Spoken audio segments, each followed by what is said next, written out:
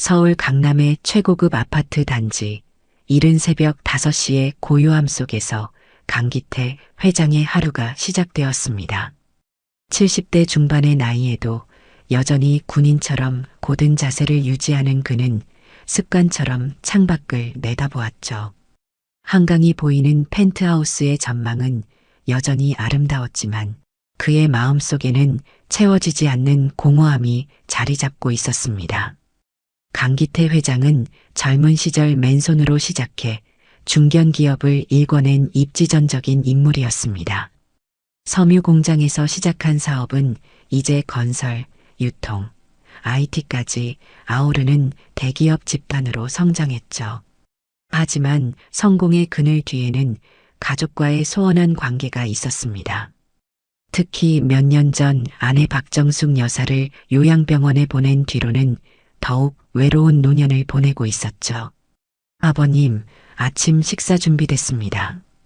현관문이 열리며 둘째 며느리 최수연이 들어왔습니다.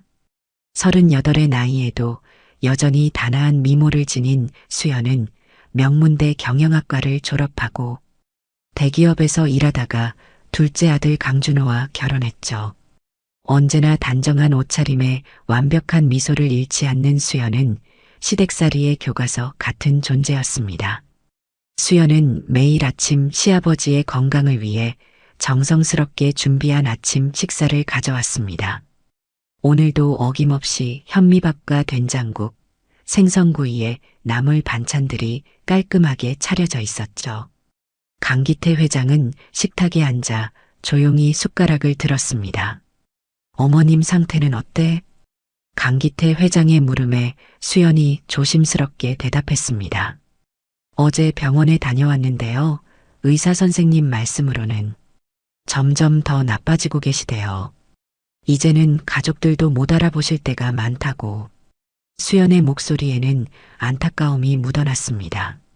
하지만 그 눈빛 깊은 곳에 숨겨진 계산은 아무도 눈치채지 못했죠. 치매가 더 심해졌다는 거군. 강기태 회장의 표정이 어두워졌습니다. 50년을 함께한 아내가 이제는 자신조차 알아보지 못한다는 사실이 가슴 아팠죠. 박정숙 여사는 원래 총명하고 지혜로운 여성이었습니다. 강기태 회장이 사업을 시작할 때부터 든든한 내조자였고 때로는 날카로운 조언자이기도 했죠. 하지만 5년 전부터 시작된 치매는 그녀의 모든 것을 앗아갔습니다. 아버님, 이번 주말에 어머님 뵈러 가실 건가요? 수연이 물었습니다. 강기태 회장은 고개를 끄덕였죠. 그래야지. 알아보지 못해도 내 아내니까. 식사를 마친 강기태 회장은 서재로 들어갔습니다. 책상 위에는 회사 서류들이 쌓여 있었지만 그의 시선은 액자 속 가족사진에 머물렀죠. 20년 전 찍은 가족사진에는 아내와 세 자녀가 환하게 웃고 있었습니다. 큰아들 강준혁은 아버지의 사업을 이어받을 것으로 기대받던 인재였습니다. 명문대 경영학과를 수석으로 졸업하고 미국 유학까지 다녀온 그는 누구보다 총명했죠. 하지만 10년 전 그 사건 이후로 집을 나가 지금은 해외에서 작은 컨설팅 회사를 운영하고 있었습니다. 둘째 아들 강준호는 형과 달리 평범한 성적으로 대학을 졸업하고 아버지 회사에 입사했습니다. 성실하지만 능력은 형에 미치지 못했죠. 그래도 수연과 결혼한 후로는 안정적인 생활을 하고 있었습니다. 막내딸 강수진은 예술가 기질이 강한 아이였습니다. 미술을 전공하고 지금은 파리에서 화가로 활동하고 있었죠. 자유분방한 성격 탓에 집안의 규율과 자주 충돌했지만 강기태 회장은 그런 막내딸을 남몰래 아꼈습니다. 그날 오후 요양병원에서 전화가 왔습니다. 간병인 김영숙 씨의 목소리는 다급했죠. 회장님, 죄송합니다만 어머님께서 오늘 아침에 다시 큰 며느님을 찾으셨어요. 이번에는 더 심하게. 강기태 회장의 심장이 철렁 내려앉았습니다. 큰 며느리라니. 나영이란 이름은 10년 전 그 사건 이후로 이 집안에서 금기어가 되었죠. 가족 모두가 그녀의 존재를 지우려 애썼는데 치매에 걸린 아내의 입에서 다시 그 이름이 나오다니. 나영이. 우리 나영이 어디 갔어? 나영이가 약 가져다 줘야 하는데. 간병인의 전화 너머로 들려오는 아내의 목소리에 강기태 회장은 말문이 막혔습니다. 이상하게도 아내는 치매에 걸린 후 오히려 나영을 더 자주 찾았죠. 마치 잊고 있던 진실이 병으로 인해 되살아나는 것처럼. 간병인님, 어머니 진정시켜 주세요. 제가 곧 가겠습니다. 강기태 회장은 전화를 끊고 깊은 한숨을 내쉬었습니다. 나영. 그 이름을 떠올리면 아직도 가슴 한구석이 불편했죠. 10년 전 그날의 기억이 선명하게 떠올랐습니다. 12년 전 봄날 강기태 회장은 큰아들 준혁의 결혼 소식을 듣고 기뻐했습니다. 상대는 중산층 가정에서 자란 평범한 여성 이나영이었죠. 하지만 강기태 회장은 처음 만난 순간부터 나영을 마음에 들어 했습니다. 아버님, 안녕하세요. 이나영입니다. 첫 상견례 자리에서 나영은 단정하면서도 따뜻한 인상을 주었습니다. 간호학과를 졸업하고 대학병원에서 일하던 그녀는 남을 돌보는 일에 천성적인 재능이 있었죠. 우리 아들이 좋은 사람을 만났구나. 강기태 회장의 아내 박정숙 여사도 나영을 한눈에 마음에 들어 했습니다. 결혼 후 나영은 시부모님과 한 집에서 살기로 했죠. 처음에는 모든 것이 순조로웠습니다.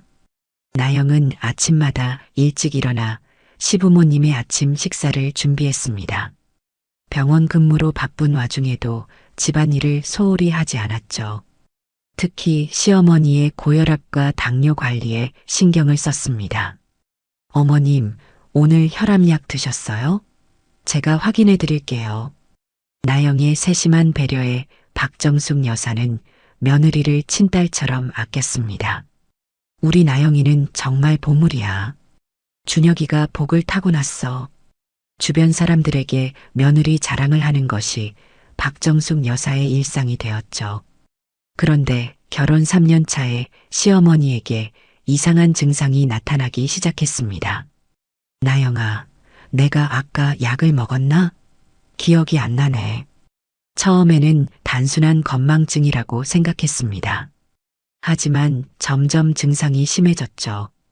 물건을 둔 곳을 잊어버리고 방금 한 이야기를 또 하고 때로는 가족들의 이름까지 헷갈려 했습니다. 병원 검사 결과는 충격적이었습니다. 초기 알츠하이머 진단이 내려졌죠. 나영은 간호사로서의 지식을 총동원해 시어머니를 돌보기 시작했습니다. 어머님, 이제부터는 제가 약 관리를 해드릴게요. 매일 같은 시간에 드셔야 해요. 나영은 약 복용 시간표를 만들고 인지 재활 프로그램도 시작했습니다. 퍼즐 맞추기, 기억력 게임, 일기 쓰기 등 다양한 활동을 함께 했죠. 나영아, 내가 또 실수했나 봐. 미안해. 시어머니가 자책할 때마다 나영은 따뜻하게 위로했습니다. 괜찮아요, 어머님. 누구나 실수할 수 있어요. 제가 도와드릴게요. 그러던 어느 날 결정적인 사건이 벌어졌습니다. 시어머니가 약을 잘못 복용해 응급실에 실려간 것이죠. 다행히 큰 문제는 없었지만 이 사건은 나영의 인생을 완전히 바꿔놓았습니다. 그 즈음 둘째 아들 준호가 결혼했습니다. 새로 들어온 둘째 며느리 최수연은 첫인상부터 강렬했죠. 명문대 출신의 대기업 근무 경력, 세련된 외모까지 갖춘 수연은 시부모님의 마음을 단번에 사로잡았습니다. 어머님, 아버님, 앞으로 잘 모시겠습니다. 수연의 공손한 인사에 강기태 회장 부부는 흡족해했습니다. 하지만 나영의 눈에는 수연의 계산적인 면이 보였죠. 형님, 앞으로 잘 부탁드려요. 수연은 나영에게도 공손했지만 그 눈빛에는 묘한 경계심이 있었습니다. 그리고 얼마 지나지 않아 기이한 일들이 벌어지기 시작했죠. 어느 날 아침 나영은 평소처럼 시어머니의 약을 준비하고 있었습니다. 그런데 약통을 열어보니 이상했죠. 분명히 어제 저녁에 정리해둔 약들이 뒤섞여 있었습니다. 이상하네. 내가 잘못 봤나? 나영은 다시 한번 꼼꼼히 확인하고 약을 정리했습니다. 하지만 다음 날도 그 다음 날도 비슷한 일이 반복됐죠. 그리고 결국 사고가 터졌습니다. 시어머니가 또다시 잘못된 약을 복용하고 응급실에 실려간 것입니다. 이번에는 상태가 더 심각했죠. 의사는 약물 과다 복용으로 인한 부작용이라고 진단했습니다. 나영 씨, 이게 어떻게 된 일이죠? 강기태 회장의 목소리에는 분노가 섞여 있었습니다. 병원 복도에서 가족들이 모두 모였죠. 저도 모르겠어요.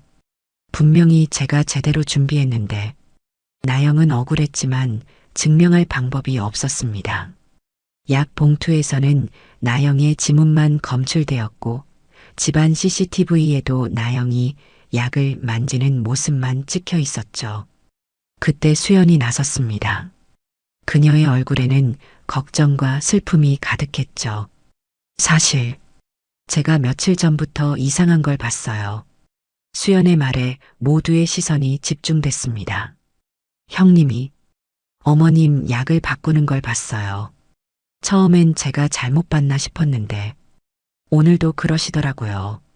뭐라고? 강기태 회장의 얼굴이 굳어졌습니다. 준혁도 충격을 받은 표정이었죠. 그게 무슨 소리야? 난 그런 적 없어. 나영은 펄쩍 뛰었지만 이미 판은 기울어져 있었습니다. 수연의 증언에 더해 결정적인 증거가 나왔죠. 회장님, 병원 CCTV를 확인해 봤습니다. 병원 보안 담당자가 노트북을 가져왔습니다. 화면에는 나영이 약국에서 다른 약을 구매하는 모습이 찍혀 있었죠. 이건 어머님 약이 아니에요. 제 두통약이에요. 나영이 해명했지만 아무도 믿지 않았습니다. 더구나 수연이 준비한 또 다른 증거가 있었죠. 형님, 이건 어떻게 설명하실 건가요? 수연이 서류 뭉치를 꺼냈습니다. 나영의 이름으로 된 보험 서류들이었죠.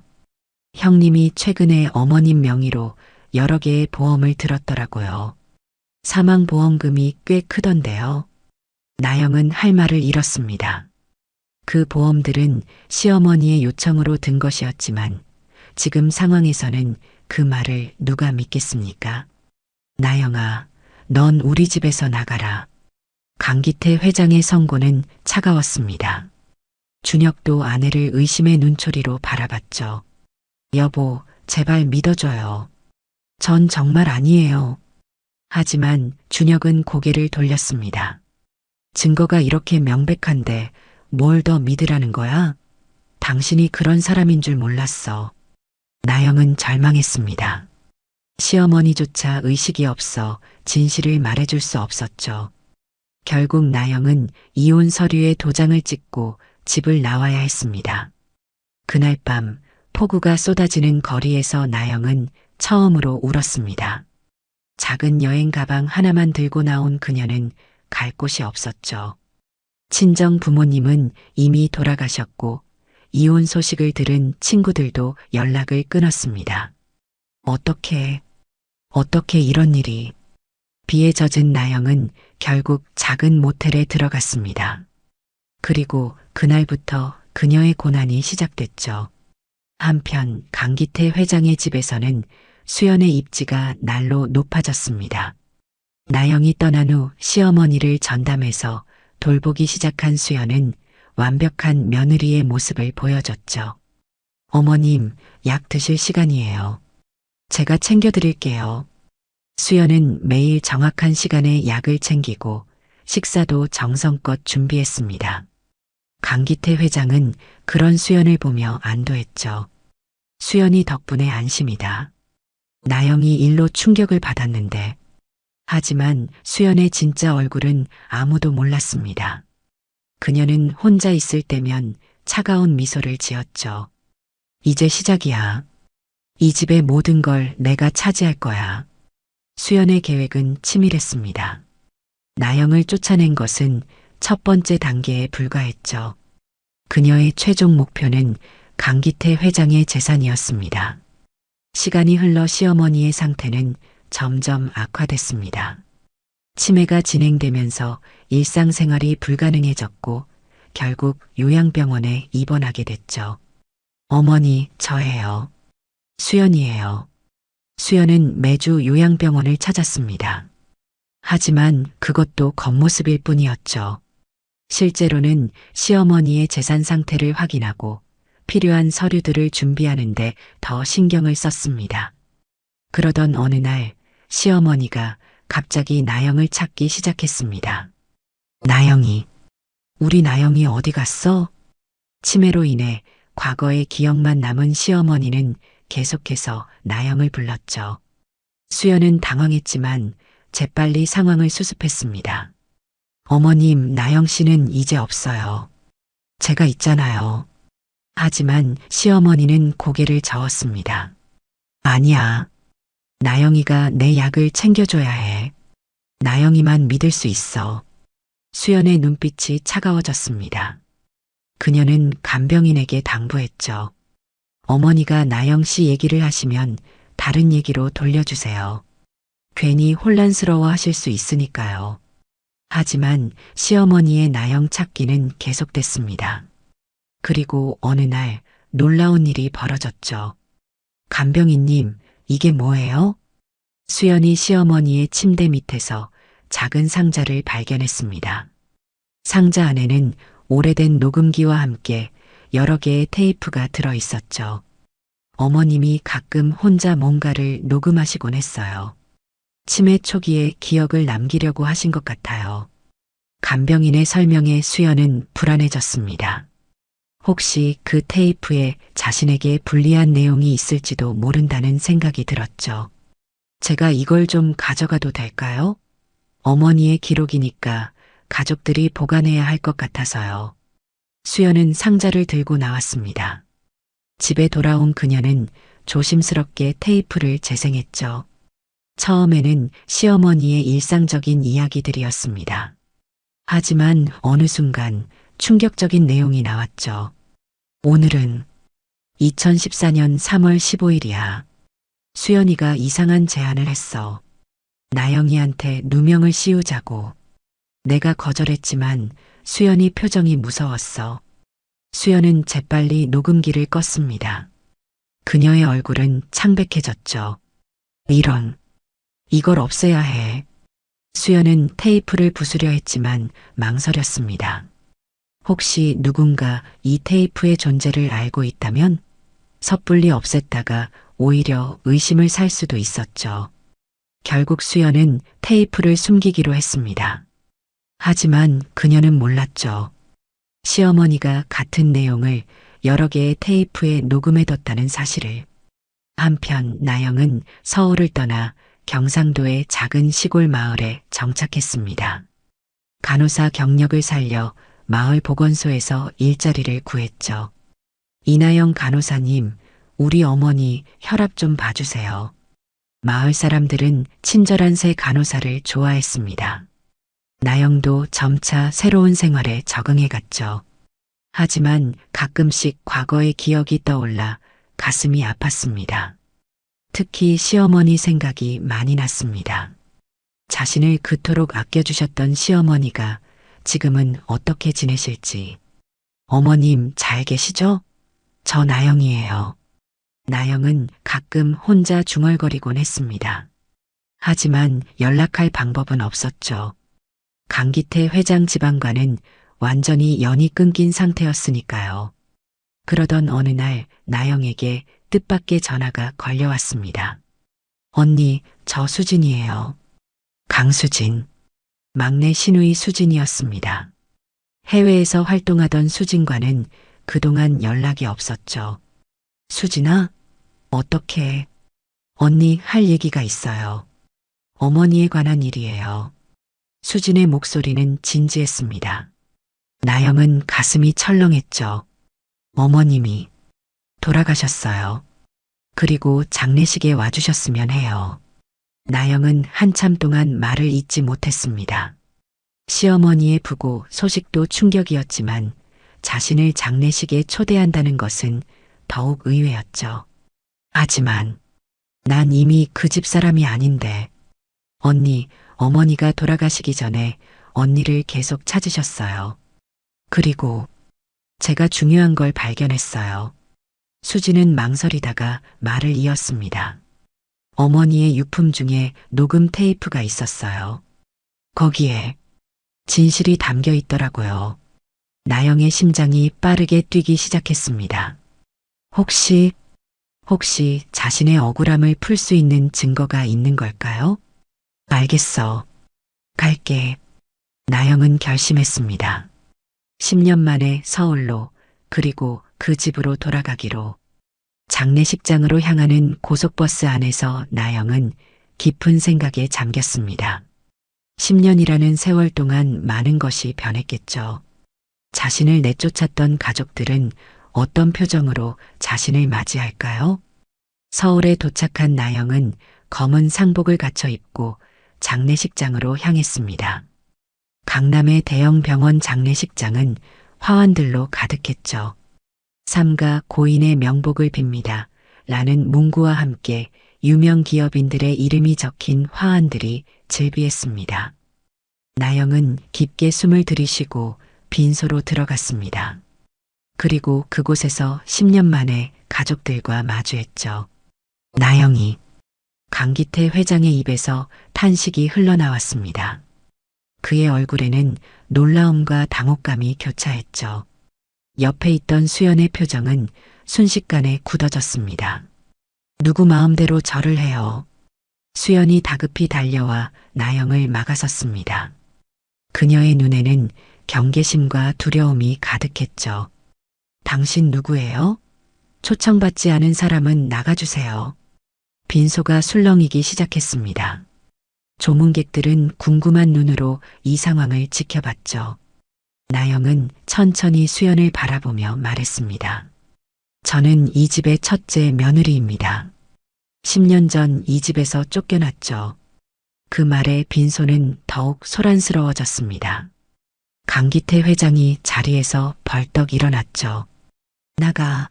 넌 이미 우리 가족이 아니야. 강기태 회장의 목소리에는 분노가 섞여 있었습니다. 하지만 그 분노 속에는 두려움도 있었죠. 혹시 나영이 와서 과거의 일을 들추지 않을까 하는. 아버님, 전 어머님의 마지막 가시는 길을 배웅하고 싶을 뿐입니다. 나영의 목소리는 차분했습니다. 그녀는 이미 마음의 준비를 하고 왔죠. 뻔뻔하게 어디서 감히. 수연이 날카롭게 소리쳤습니다. 시어머니 약을 바꿔치기 하고 재산을 노렸던 사람이 이제 와서 무슨 효녀 코스프레예요? 조문객들 사이에서 수군거리는 소리가 커졌습니다. 나영은 고개를 들어 수연을 똑바로 바라봤죠. 그건 사실이 아닙니다. 전 어머님을 진심으로 모셨어요. 오히려 당신이. 나영이 말을 이으려는 순간 갑자기 빈소 입구가 소란스러워졌습니다.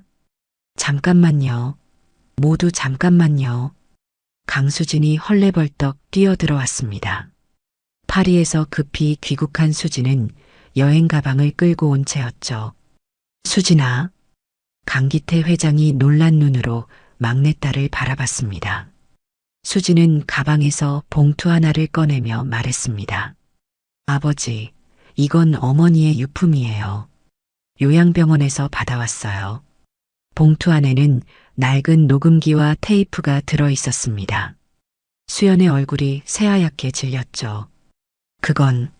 수연이 무언가 말하려 했지만 수진이 먼저 녹음기의 재생 버튼을 눌렀습니다. 오늘은 2014년 3월 15일이야. 나는 요즘 자꾸 깜빡깜빡해. 의사가 치매 초기래. 그래서 이렇게 녹음을 해두려고. 시어머니의 목소리가 빈소에 울려 퍼졌습니다. 모두가 숨을 죽이고 들었죠. 나영이, 우리 큰며느리 나영이 말이야. 그 애는 정말 좋은 애야. 내가 실수할 때마다 다 받아주고, 약도 꼼꼼히 챙겨주고.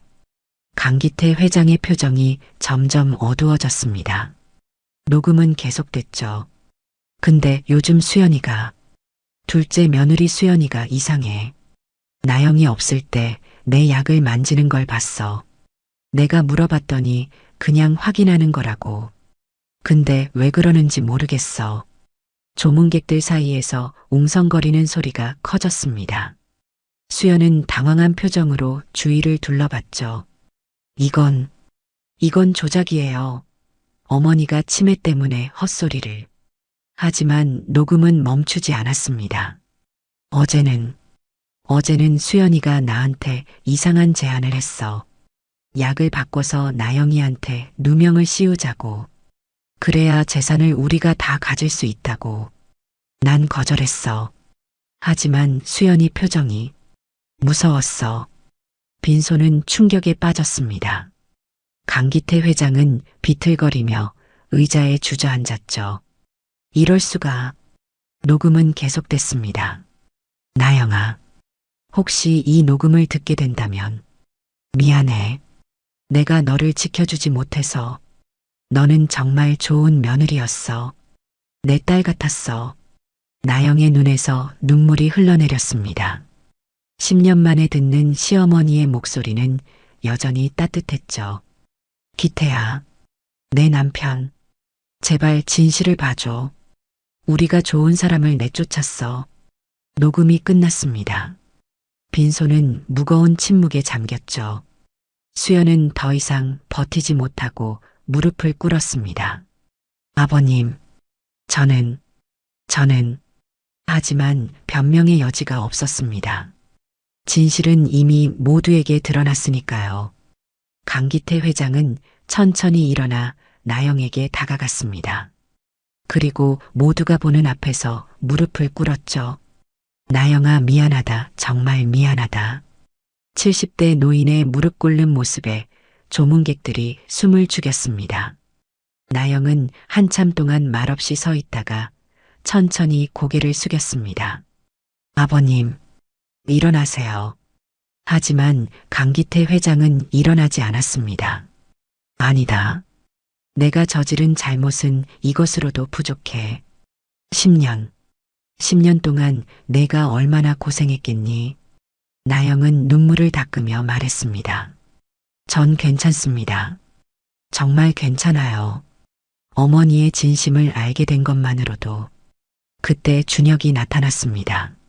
10년 만에 본 전 남편은 많이 야위어 있었죠. 나영아. 준혁의 목소리는 떨리고 있었습니다. 미안해. 정말 미안해. 내가 너를 믿지 못해서. 나영은 준혁을 바라봤습니다. 한때 사랑했던 사람이었지만 이제는 너무 많은 것이 변해 있었죠. 이제 다 지난 일이에요. 나영의 목소리는 담담했습니다. 그녀는 이미 과거를 용서하고 새로운 삶을 살아가고 있었으니까요. 수연은 결국 빈소를 빠져나갔습니다. 그녀의 완벽한 며느리 가면은 산산조각 났죠. 며칠 후 수연은 경찰에 자수했습니다. 조사 결과 그녀는 나영에게 누명을 씌운 것뿐만 아니라 요양병원의 다른 환자들 약까지 바꿔치기해서 보험금을 타낸 사실이 드러났습니다. 어떻게 그런 짓을? 강기태 회장은 충격을 감추지 못했습니다. 자신이 그토록 믿었던 둘째 며느리가 이런 악행을 저질렀다니. 장례가 끝난 후 강기태 회장은 나영을 찾아갔습니다. 나영아, 다시 돌아와 주지 않겠니? 이제라도 내가 잘못을 바로잡고 싶다. 하지만 나영은 고개를 저었습니다. 아버님, 저는 지금 제 삶이 있어요. 시골에서 작은 약국을 운영하고 있죠. 그곳 사람들이 저를 필요로 해요. 강기태 회장은 아쉬웠지만 나영의 결정을 존중했습니다. 그럼 가끔이라도 찾아와 주겠니? 명절이나. 내 시어머니 기일에는 나영은 미소 지었습니다. 네, 그러겠습니다. 어머니 기일에는 꼭 올게요. 시간이 흘러 1년 후 시어머니의 기일이 되었습니다. 나영은 약속대로 서울을 찾았죠. 묘지에는 강기태 회장과 수진이 먼저 와 있었습니다. 준혁은 여전히 해외에 있었고 준호는 수연과 이혼 소송 중이었죠. 어머님 잘 지내셨죠? 나영이에요. 나영은 묘비 앞에 하얀 국화를 놓고 절을 올렸습니다. 그 모습을 지켜보던 강기태 회장의 눈가가 붉어졌죠.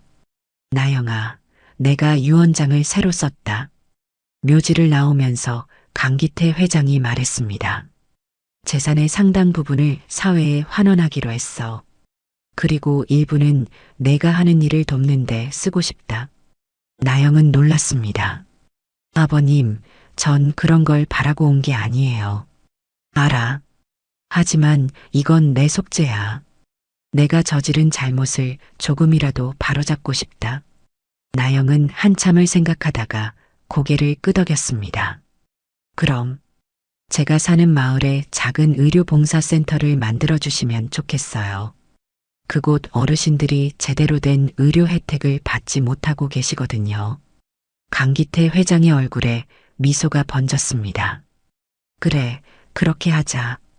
이름은 박정숙 기념 의료봉사센터로 하면 어떻겠니? 나영도 미소 지었습니다. 좋습니다. 어머니도 기뻐하실 거예요. 2년 후 나영이 사는 시골 마을의 작지만 아담한 의료센터가 문을 열었습니다. 개소식에는 강기태 회장과 수진도 참석했죠. 나영 원장님 축하드립니다. 마을 사람들이 축하 인사를 건넸습니다. 나영은 이제 원장님이 되었지만 여전히 겸손하고 따뜻했죠. 감사합니다. 앞으로 더 열심히 여러분을 도와드리겠습니다. 개소식이 끝나고 강기태 회장은 나영과 함께 센터를 둘러봤습니다. 정말 좋구나. 내 시어머니도 하늘에서 기뻐하실 거야. 나영은 창밖을 바라보며 말했습니다. 어머니는 항상 남을 돕는 걸 좋아하셨어요. 이제야 어머니의 뜻을 제대로 이어가는 것 같아요. 그날 저녁 나영은 일기를 썼습니다. 오늘은 특별한 날이다. 의료센터가 문을 열었다. 과거의 아픔이 이제는 다른 사람을 돕는 힘이 되었다. 어머니, 보고 계시죠? 저는 이제 행복합니다. 그리고 어머니의 사랑을 기억하며 살아가고 있어요. 며칠 후 센터에 특별한 환자가 찾아왔습니다. 바로 수연이었죠. 원장님, 아니, 언니. 수연은 초췌한 모습이었습니다. 징역형을 마치고 출소한 지 얼마 되지 않았죠. 몸이 안 좋아서 왔어요. 그리고 사과하고 싶어서. 나영은 잠시 망설이다가 수연을 진료실로 안내했습니다. 먼저 진찰부터 하죠. 진찰을 마친 후 두 사람은 마주 앉았습니다. 언니, 정말 미안해요. 제가 어떻게 그런 짓을. 수연의 눈에서 눈물이 흘렀습니다. 욕심이 눈을 멀게 했어요. 언니가 모든 걸 가져갈까봐 두려웠어요. 나영은 한숨을 쉬었습니다. 수연 씨, 우리가 가장 중요한 걸 놓쳤던 것 같아요. 가족이란 게 뭔지, 진짜 사랑이 뭔지. 수연은 고개를 숙였습니다. 이제야 깨달았어요. 하지만 너무 늦었죠. 나영은 수연의 어깨를 가볍게 두드렸습니다. 늦었다고 생각할 때가 가장 빠른 때라고 하잖아요. 이제부터라도 바르게 살아가면 돼요. 수연은 울면서 고개를 끄덕였습니다. 그날 이후 수연은 가끔 센터를 찾아와 봉사활동을 했죠. 속죄하는 마음으로 조금씩 새로운 삶을 시작했습니다. 시간이 더 흘러 나영의 의료센터는 지역의 명소가 되었습니다. 전국에서 의료봉사를 하러 오는 의사와 간호사들이 늘어났죠. 어느 날 센터의 젊은 의대생들이 견학을 왔습니다. 원장님, 어떻게 이런 일을 시작하게 되셨어요? 한 학생이 물었습니다. 나영은 잠시 생각하다가 대답했죠. 살다 보면 억울한 일도 있고 상처받는 일도 있어요. 하지만 그런 아픔을 딛고 일어서서 남을 돕는 일을 하다 보면 상처가 치유되는 걸 느낄 수 있죠. 학생들은 고개를 끄덕였습니다. 그리고 무엇보다 중요한 건 진실은 언젠가 반드시 밝혀진다는 거예요. 그러니 항상 떳떳하게 살아야 해요. 그날 밤 나영은 시어머니의 묘를 찾았습니다. 해가 지는 하늘 아래 묘비는 고요했죠. 어머니, 오늘도 많은 분들을 도와드렸어요. 어머니가 주신 사랑으로 다른 분들에게 사랑을 나누고 있어요. 바람이 불어와 나영의 머리카락을 스쳤습니다. 마치 시어머니의 손길처럼 부드러웠죠. 감사해요, 어머니. 그리고 사랑해요. 나영의 이야기는 많은 사람들에게 감동과 교훈을 주었습니다. 한 방송국에서는 나영의 이야기를 다큐멘터리로 제작하기도 했죠. 용서와 화해의 아름다운 이야기라는 제목의 다큐멘터리는 큰 반향을 일으켰습니다. 많은 시청자들이 나영의 이야기에 공감하고 위로받았죠. 강기태 회장은 다큐멘터리를 보고 나영에게 전화를 했습니다. 나영아, 방송 잘 봤다. 내가 정말 자랑스럽구나. 아버님도 건강하시죠? 그래, 덕분에 잘 지내고 있다. 요즘은 봉사활동도 하고 있어. 내게 배운 거지. 나영은 미소 지었습니다. 아버님도 많이 변하셨네요. 사람은 죽을 때까지 배우는 거더구나. 늦었지만 이제라도 제대로 살아보려고. 또 다른 계절이 지나고 나영의 센터는 더욱 발전했습니다. 이제는 의료 봉사뿐만 아니라 노인 복지, 청소년 상담 등 다양한 프로그램을 운영하고 있었죠. 어느 날 나영은 뜻밖의 손님을 맞았습니다. 바로 준혁이었죠. 나영아, 10년 만에 만난 전 남편은 많이 변해 있었습니다. 해외에서 사업을 하다가 최근에 귀국했다고 했죠. 잘 지내고 있구나. 내 이야기 많이 들었어. 준혁 씨도 잘 지내셨나요? 두 사람은 센터 정원에서 차를 마시며 이야기를 나눴습니다. 미안해. 그때 내가 너를 믿지 못해서. 준혁의 목소리에는 후회가 가득했습니다. 이미 다 용서했어요. 우리 모두 미숙했던 거죠. 나영의 대답에 준혁은 고개를 끄덕였습니다. 내가 이렇게 훌륭한 일을 하고 있다니 정말 대단해. 내가 몰라봤어. 과거는 과거일 뿐이에요. 중요한 건 지금이죠.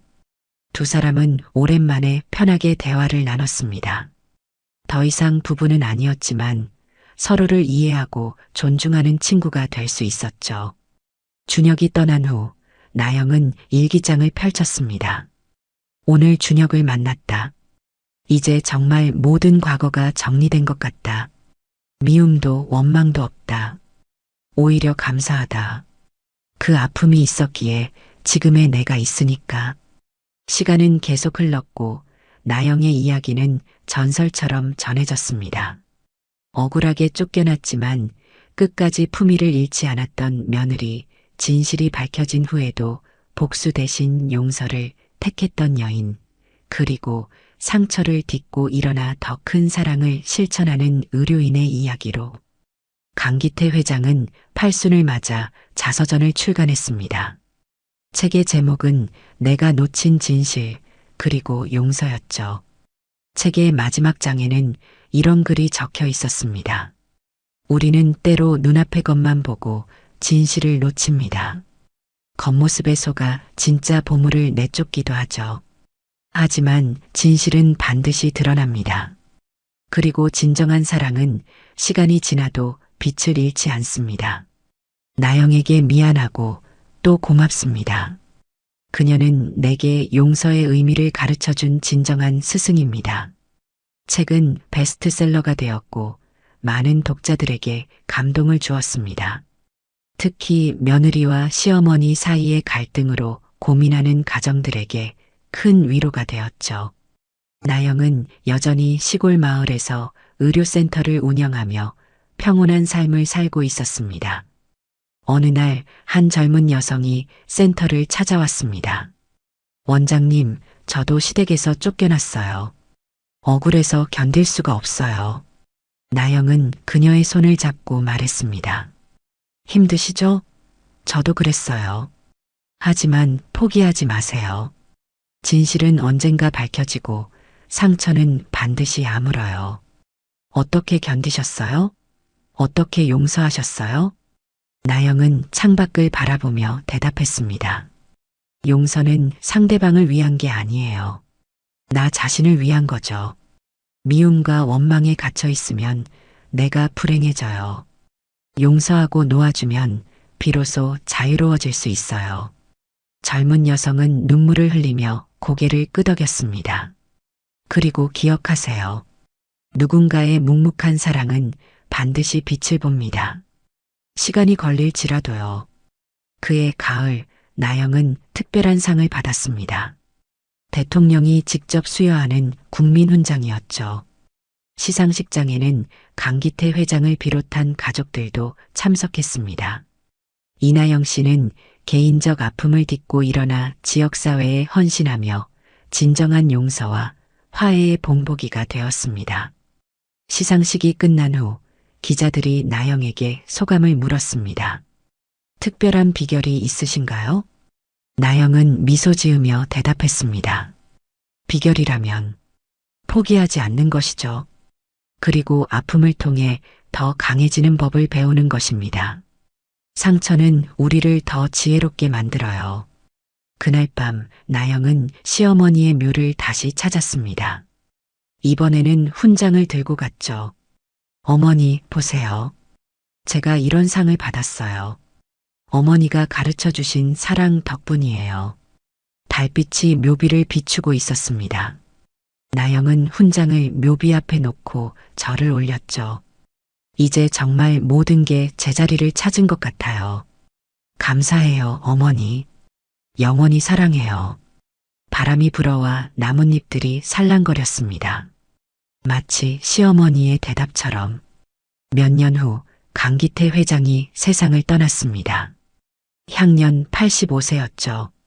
장례식에는 수많은 조문객이 찾아왔고 나영도 그중 한 명이었습니다. 이번에는 아무도 나영을 막지 않았습니다. 오히려 모두가 그녀에게 자리를 양보했죠. 나영 씨, 회장님이 마지막까지 당신 이야기를 하셨어요. 비서가 나영에게 말했습니다. 진짜 효부는 당신이었다고, 늦게 알아서 미안하다고요. 나영은 영정 앞에 서서 깊은 절을 올렸습니다. 아버님, 편히 쉬세요. 모든 걸 용서했어요. 그리고 감사했어요. 장례가 끝난 후 변호사가 나영을 찾아왔습니다. 이나영 원장님, 회장님의 유언장에 특별한 내용이 있습니다.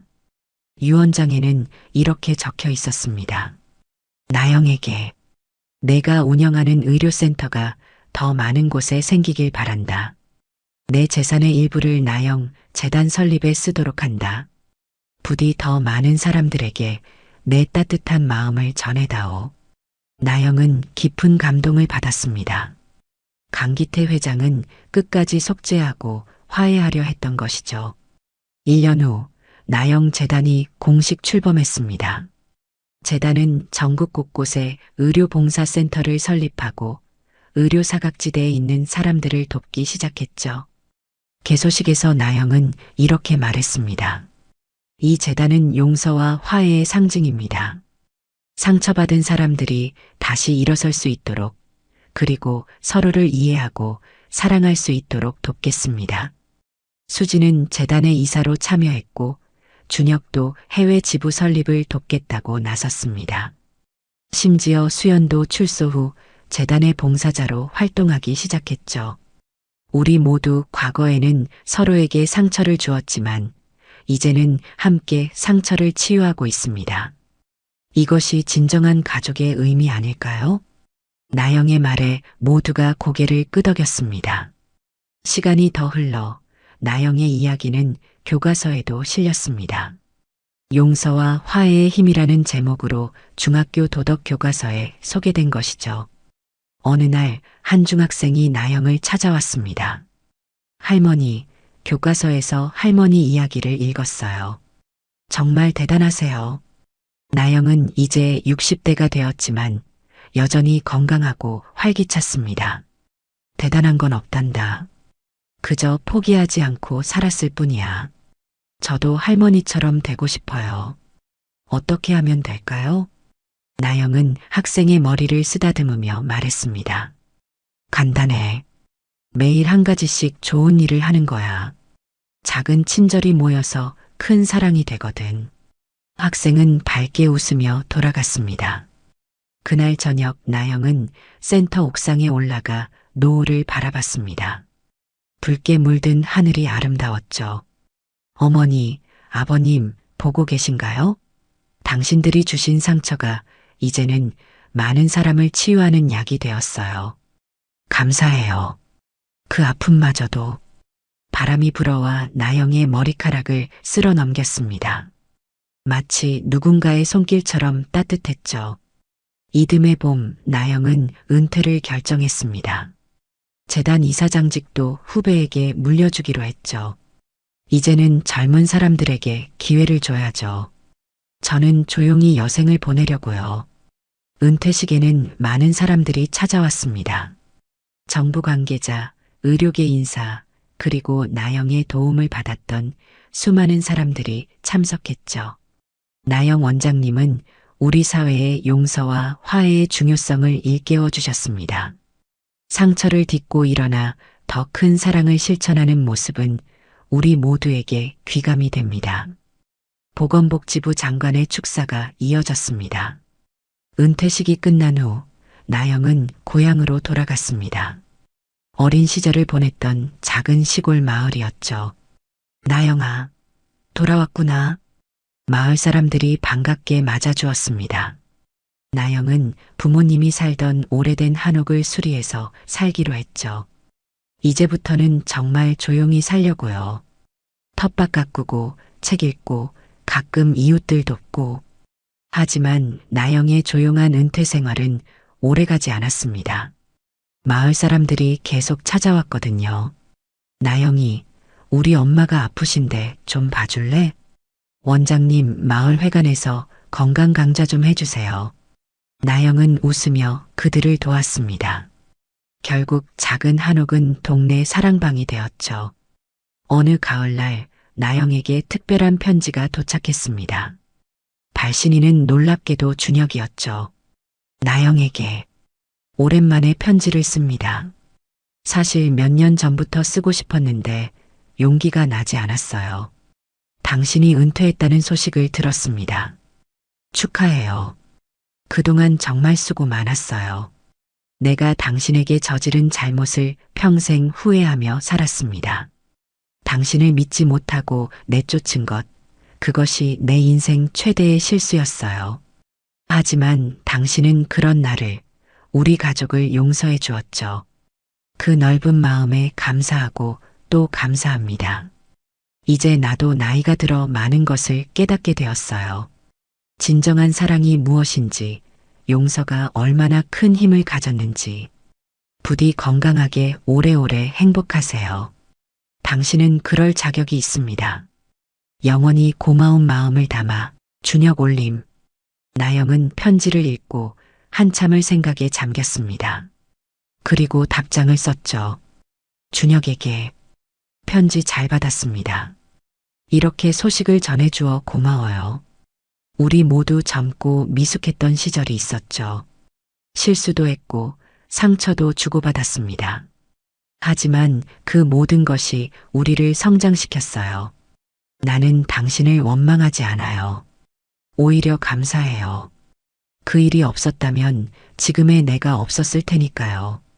우리는 이제 각자의 길을 가고 있지만 서로의 행복을 빌어줄 수 있는 사이가 되었네요. 이것만으로도 충분하지 않나요? 당신도 건강하고 행복하세요. 과거에 얽매이지 말고 현재를 충실히 살아가세요. 늘 응원하는 마음으로 나영 올림.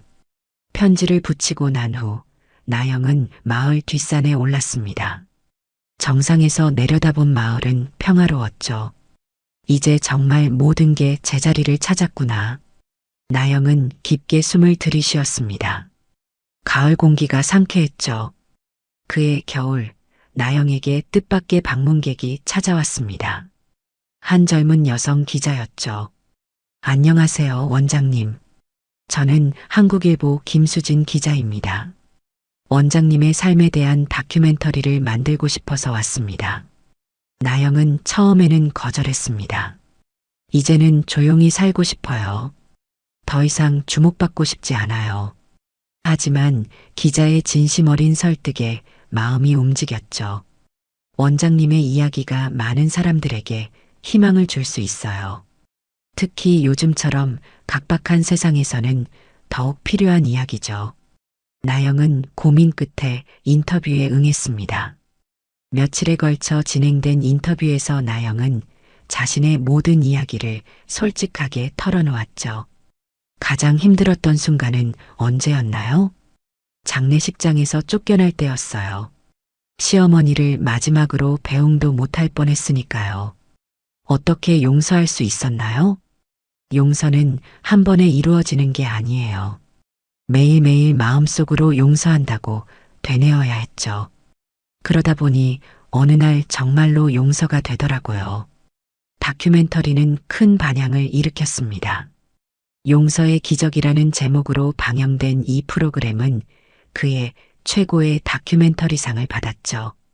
방송 후 나영에게는 전국에서 편지와 이메일이 쏟아졌습니다. 원장님 덕분에 저도 시어머니와 화해했어요. 10년 만에 동생과 연락했습니다. 원장님 이야기를 보고 용기를 냈어요. 상처받고 포기하려던 제게 희망을 주셔서 감사합니다. 나영은 모든 편지에 일일이 답장을 했습니다. 비록 시간이 오래 걸렸지만 한 사람 한 사람에게 진심을 담아 답장을 썼죠. 이듬해 봄 나영은 팔순을 맞았습니다. 마을 사람들이 깜짝 잔치를 준비했죠. 나영 할머니 생일 축하해요. 아이들이 꽃다발을 들고 왔습니다. 나영의 눈가에 눈물이 맺혔죠. 고마워요, 모두들. 이렇게 축하해 주니 정말 행복해요. 잔치가 한창일 때 뜻밖의 손님들이 도착했습니다. 수진, 준혁, 그리고 놀랍게도 수연까지. 언니 생일 축하해요. 수연은 많이 변해 있었습니다. 겸손하고 따뜻한 모습이었죠. 다들 와줘서 고마워요. 네 사람은 오랜만에 한자리에 모여 이야기를 나눴습니다. 과거의 아픔은 이제 추억이 되었고 서로를 이해하고 존중하는 관계가 되었죠. 우리가 이렇게 다시 모일 수 있다니 기적 같아요. 수진의 말에 모두가 고개를 끄덕였습니다. 그날 밤 나영은 일기를 썼습니다. 80번째 생일. 많은 사람들의 축하를 받았다. 돌이켜보면 참 많은 일이 있었다. 아픔도 있었고 배신도 있었고 절망도 있었다. 하지만 그 모든 것이 나를 더 강하고 지혜롭게 만들었다. 이제 나는 안다. 진정한 행복은 용서에서 온다는 것을. 상처를 딛고 일어서서 다른 사람을 돕는 것이 최고의 치유라는 것을. 시어머니, 시아버지, 하늘에서 보고 계시죠? 저는 당신들이 주신 상처마저 사랑합니다. 그것이 저를 지금의 제가 되게 했으니까요. 앞으로 남은 생이 얼마나 될지 모르지만 끝까지 사랑하고 용서하며 살겠습니다. 그것이 제가 받은 축복에 보답하는 길이니까요. 며칠 후 나영은 시어머니와 시아버지의 묘를 찾았습니다. 이번에는 특별한 선물을 가져갔죠. 바로 자신의 팔순 잔치 사진이었습니다. 어머님, 아버님 보세요. 우리 모두 이렇게 행복해졌어요. 당신들 덕분이에요. 나영은 사진을 묘비 앞에 놓고 절을 올렸습니다. 그때 따뜻한 봄바람이 불어왔죠. 마치 시부모님의 축복처럼. 감사합니다. 영원히 사랑합니다. 나영의 이야기는 이렇게 아름답게 마무리됩니다. 하지만 그녀가 남긴 교훈은 영원히 사람들의 가슴 속에 남을 것입니다. 진실은 반드시 밝혀진다는 것. 용서는 자신을 자유롭게 한다는 것. 상처도 사랑으로 승화될 수 있다는 것. 그리고 누군가의 묵묵한 사랑은 시간이 지나도 빛을 발한다는 것. 이것이 바로 나영이 우리에게 남긴 소중한 유산입니다. 여러분도 혹시 누군가에게 상처받고 있나요? 억울한 일을 당했나요? 포기하지 마세요. 나영처럼 끝까지 품위를 지키고 사랑을 실천하세요. 그러면 언젠가 진실이 밝혀지고 상처가 치유되는 날이 올 것입니다. 이상으로 장례식장에 나타난 첫째 며느리의 이야기를 마칩니다. 이 이야기가 여러분의 삶에 작은 위로와 희망이 되기를 바랍니다. 마지막으로 나영이 즐겨 인용했던 말을 전합니다. 어둠은 어둠으로 몰아낼 수 없다.